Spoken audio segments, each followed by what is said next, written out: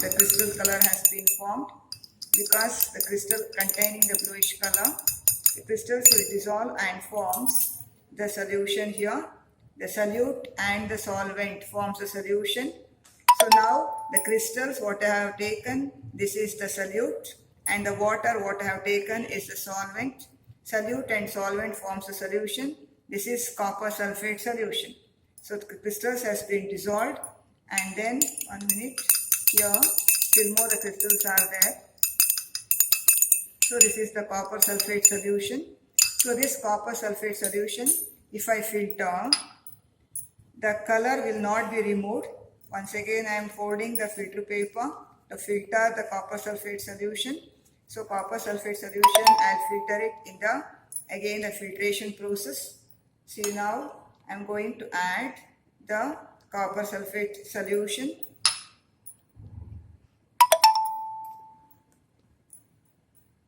I want to show the color, so I will remove that remaining the water.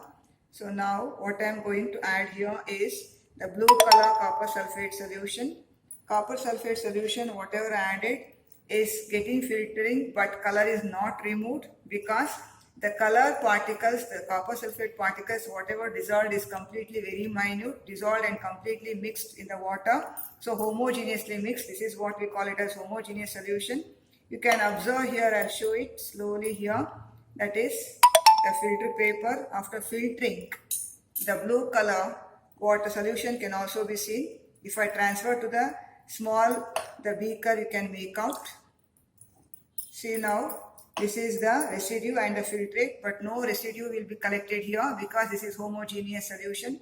What I showed earlier is the heterogeneous. So this is the homogeneous solution. Here the particles cannot be removed. Such a minute particles, the solute particles, dissolve completely, and as the particles are too small, it cannot be separated. So now I'll show it. I'm going on pouring this water into a small beaker. You can see the color again here, the blue color itself. After filtering also, the color is not changed. The color is bluish in color because it cannot able to filter the copper sulfate solution because the particles, whatever we added, the solute is not too big, it is too small, so that completely dissolved in the water and cannot be separated. This is what we call homogeneous solution. If we separate, we call it as heterogeneous. This is homogeneous solution, the particles cannot be separated. The solution also comes whatever the copper sulfate as it is, the blue color can be seen. And in the filter paper also, we cannot able to see any color after filtering. After filtering, you cannot see any color, still the filtration is going on. 1 minute, I'll show you. After filtering completely, you can observe no changes in the filter paper. See, now completely filtered. This is the filter paper what I used. No residue, no change in the color, completely whole solution, copper sulfate solution has been completely has moved through the filter paper.